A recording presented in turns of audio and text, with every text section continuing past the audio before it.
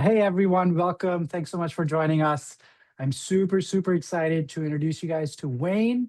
Wayne is VP of Engineering at Wonolo. He leads a team of 60 plus people across engineering, DevOps, QA, across 3 continents. So we're super excited to have him. He was CTO and co-founder at JoyMode, where he scaled the team from 0 to 70 plus employees. And Joy Mode was acquired by XRC Labs, where Wayne continued to drive the engineering vision for the product. But I let Wayne take it away. Wayne, thanks so much for joining us. Awesome. Thanks for having me. Hi, everyone. I'm Wayne. I'm the VP of Engineering at Manolo, like Vibha said. We're a tech-enabled staffing marketplace that connects people with flexible work opportunities.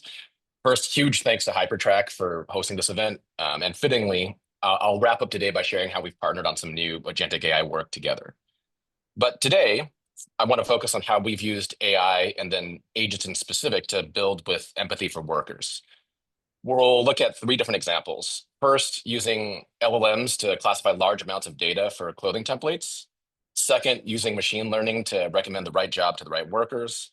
And third, designing agentic experiences that meet workers where they are, including our partnership with Hypertrack on meal rate compliance. So let's get started. So at Manolo, everything starts with one belief: work should work for people. So we've been around since 2014, one of the first platforms to make on-demand staffing possible. And our vision hasn't changed. We always build with this worker-first mindset. The vision has always been to make getting a job as easy as calling an Uber and removing whatever barriers we could to make it easier for our workers to find that work. And for us, our workers aren't just users. They're parents, students, caregivers, hustlers, just trying to make ends meet. We have a responsibility to make sure that they get what they came for. And we all know AI has already transformed a bunch of this industry. It touches their experience every day.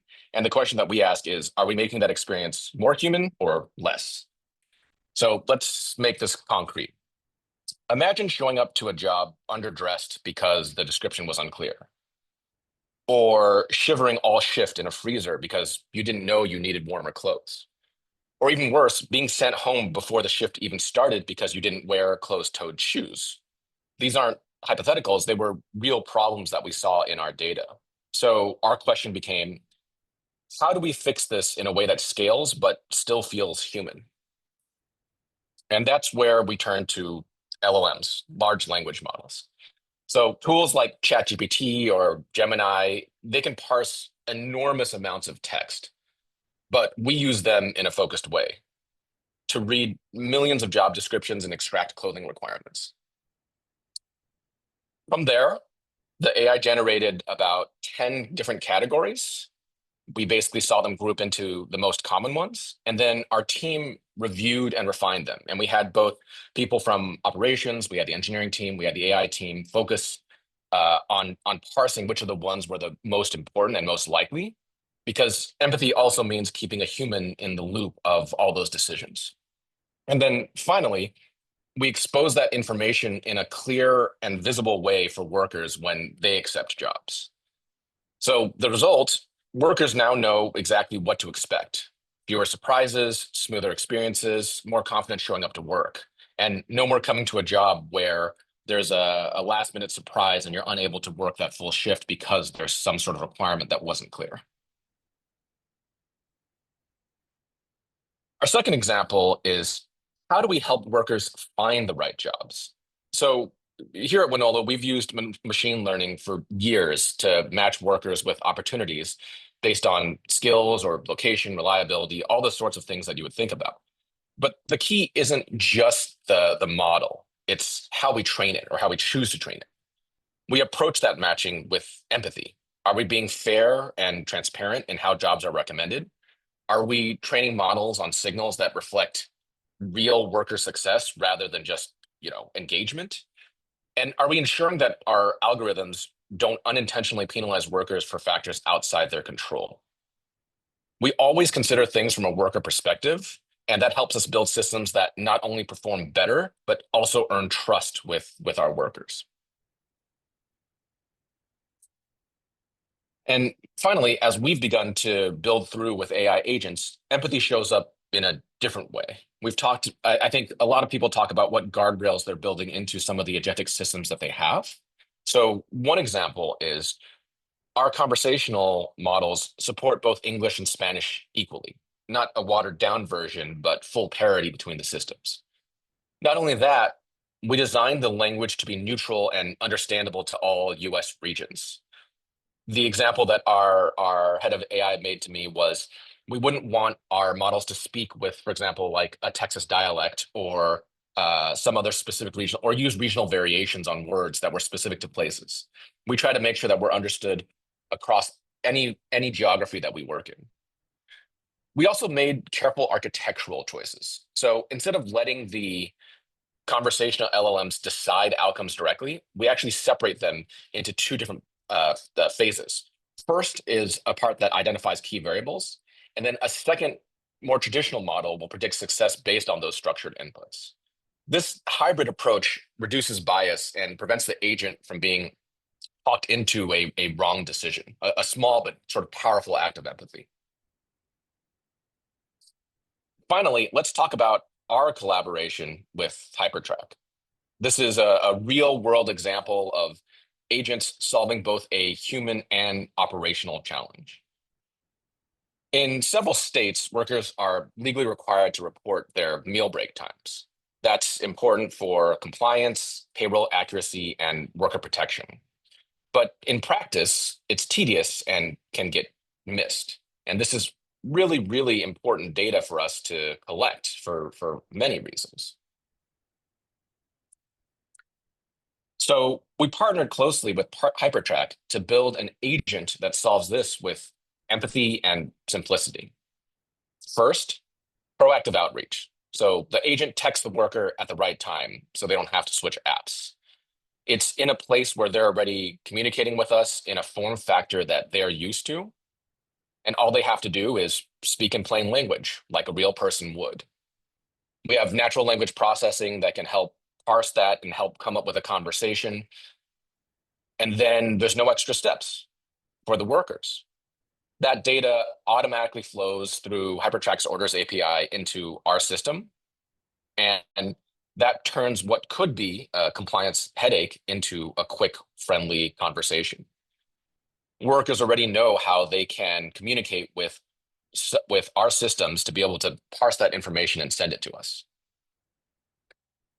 By meeting workers where they already are on text, we create a system that feels natural and works better for everyone.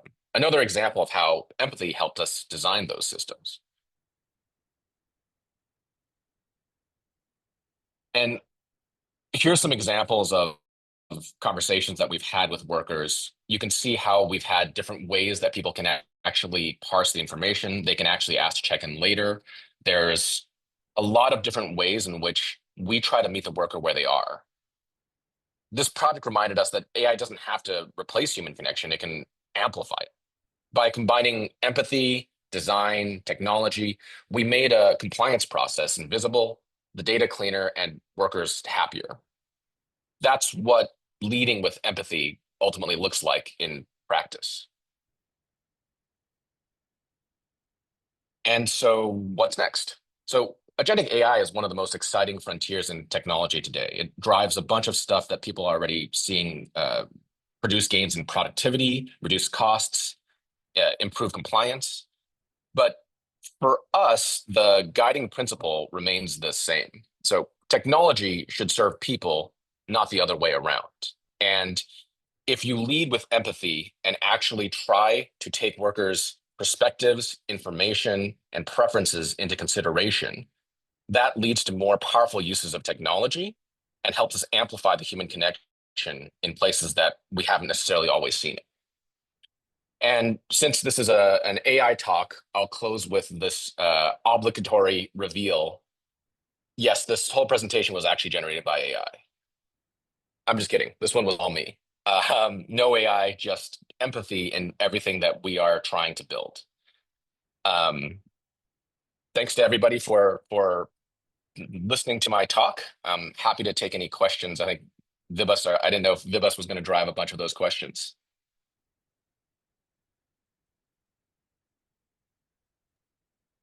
Thank you. Thanks so much, Wayne. Thanks so much for sharing how you guys are approaching all these problems at Wonolo. We know that everyone in the industry is looking at this massive change and trying to figure out the right way, the ethical way Yeah, absolutely. to work with these. So yeah, I'd love to take questions at this point. It's been really interesting to build that technology and think about how do we make sure that the way that we're building it is fair and transparent and helpful for workers, for people that are posting jobs on the platform, and also for all the internal employees that we have working through these tooling. Yeah, absolutely. I think it's possible to create win-win-win situations here where the, workers benefit and Wonolo benefits and your customers benefit. I think Yeah, it's possible absolutely. to architect those. Awesome. We have a couple questions here for you, Wayne. Um, how do you Should I stop sharing, or what do you prefer I do? Yeah, sure, you can stop sharing if you'd like. Cool. Totally. Okay. So how do you train AI for bias? I think it's a great question. I think there's a lot of things that you have to think about when you're doing this. To me, it all starts from the data perspective. So I think you have to make sure that whatever data you're looking through, you're slicing it in different ways to make sure that you're not inadvertently introducing bias into what you're doing. I think all data has, and as much as we want to believe that data is independent and objective, obviously there are going to be ways that you're biased in the ways that you collect it, in the ways that you slice it, in the way that you actually have those conversations. So I think acknowledging that that's the case and then thinking through how do you make sure that you're not actually biasing it one way and the other is that, like, you just have to think about it.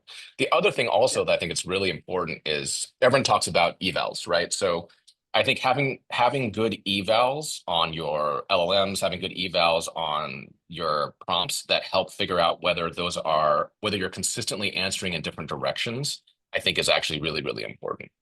And then you add on complications around, language differences, making sure that we have native speakers. When we did the Spanish language models, we actually have, I mean, we have a lot of native Spanish speakers also, but make sure that we kind of ran those models and the outputs by multiple people so that we could get a variety of perspectives on what that would look like. Yeah. Awesome. Yeah, thank you for that.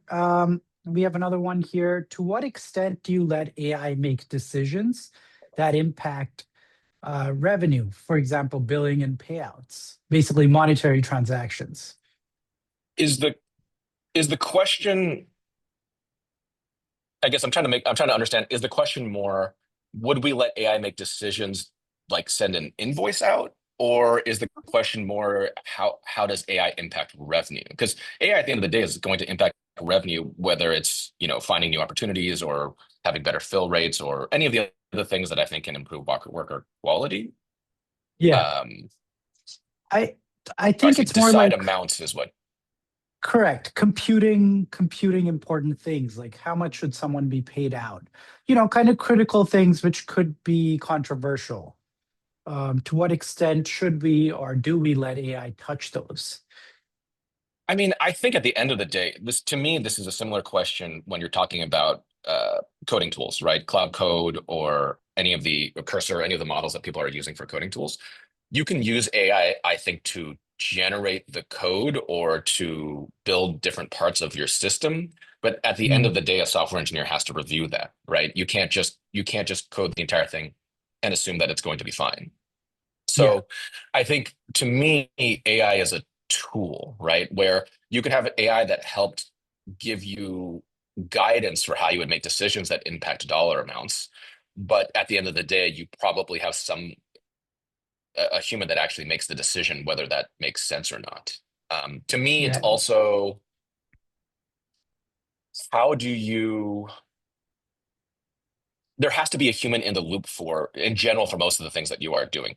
And yeah. it's no different than if you had something that looked at, in the days past, before, let's take this outside of the agentic AI world. Let's say you had a tool that looked at all the pricing in a certain place and then gave you all of that and then fed you that information so you made a decision. To me, this is similar, right? Where you would have AI Mhm. look at that, help you give guidance of how that actually whether that makes sense. And you'd still need a human to have a gut check at the end of the day. Yeah, absolutely. But So great question, and let me know if you want to follow up on that.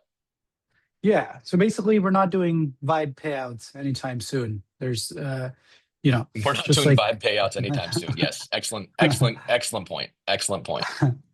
okay, and we have another one. Can you give an example of an eval for empathy versus being bossy, and how does the learning translate to the right prompts?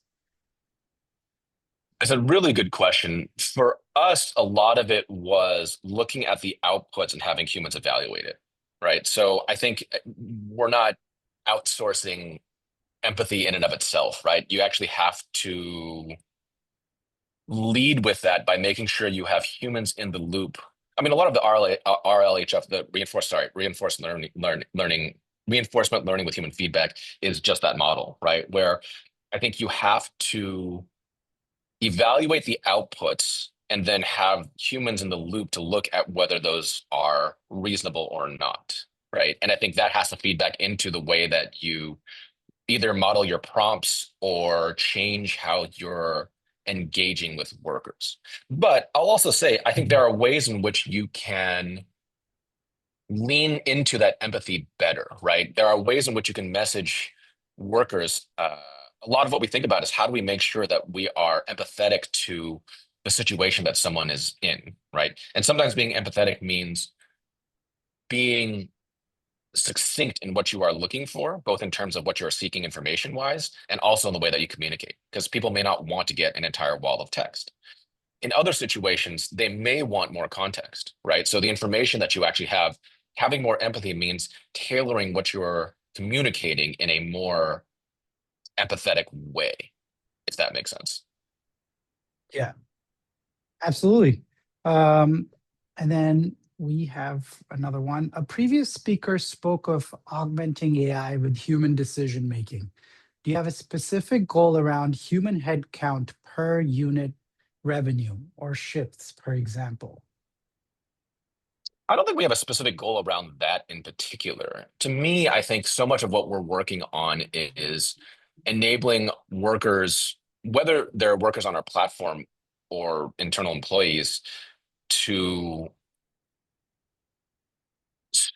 supercharge their work. I don't really like saying that. Maybe just have the tooling to be able to make decisions or scale their decisions better, right? So before, maybe you could only work with 10 workers at a time. Now, with what we've built, can you work with 100 workers at a time? 1,000? So that to me is more what we're focused on rather than a specific goal around, I think, headcount or revenue.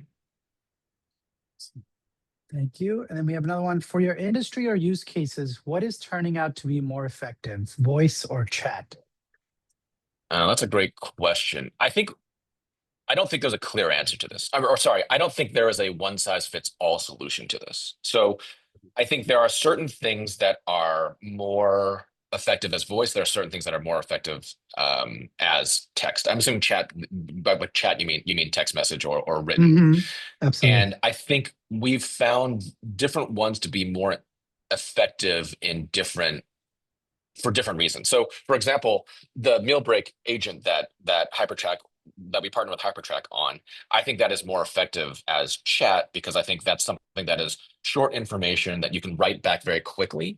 And I think the additional overhead of a voice call or the additional burden of a voice call wouldn't lead to a better user experience, and in fact, arguably would lead to a worse one. So the bringing it back to the talk, I think to leading with empathy, figuring out what workers expect for those use cases is what drives whether we're thinking about it as a voice or text engagement, right?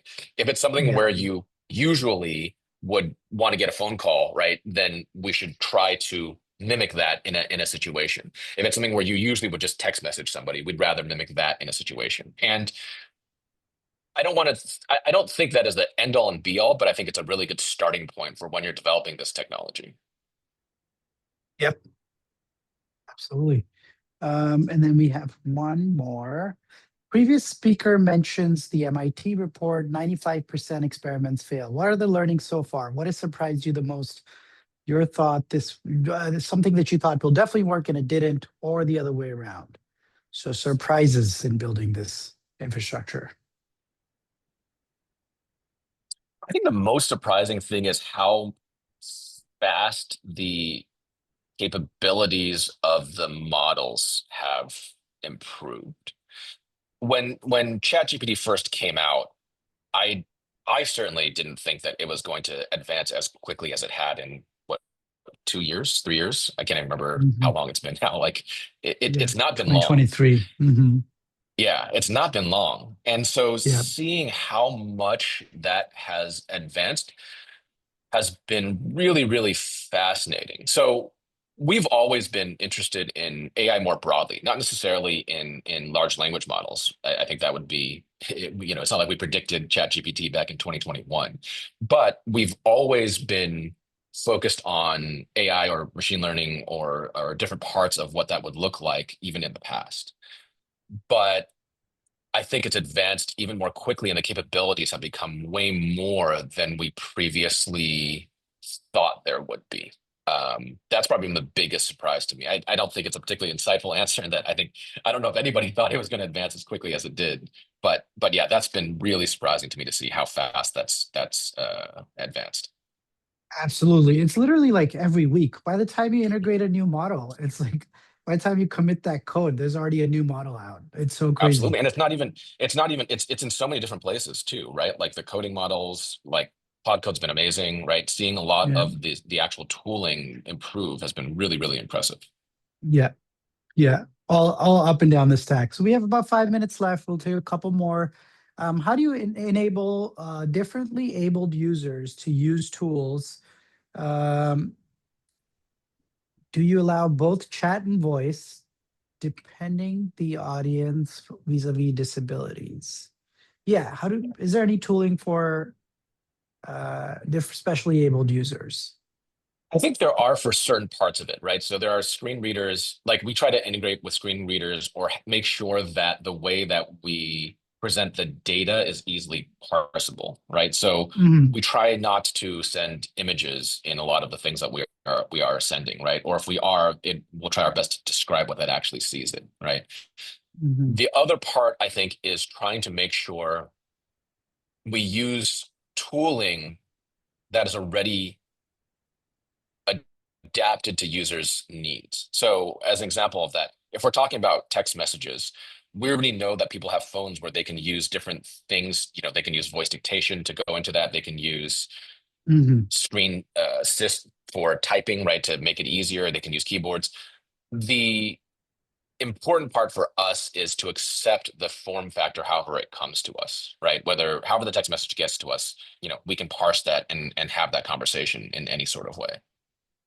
Yeah.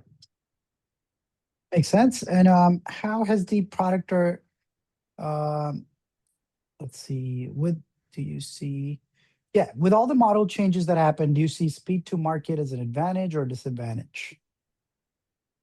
Hmm. I mean, the default answer is always advantage, right? There's no, Yeah. there's no reason, there's no speed is always an advantage in my opinion. I think it's fairly unambiguous. I think the statement is valid that models are changing rapidly. So there's obviously things that you may miss because you've pre-committed to a model, which is I think what this question is getting at. But in general, I think you just have to get it out there and building and see what the capabilities are before you can. I mean, to what we were saying before about how fast these things have advanced, you don't know what it's capable of until you've actually tested it out.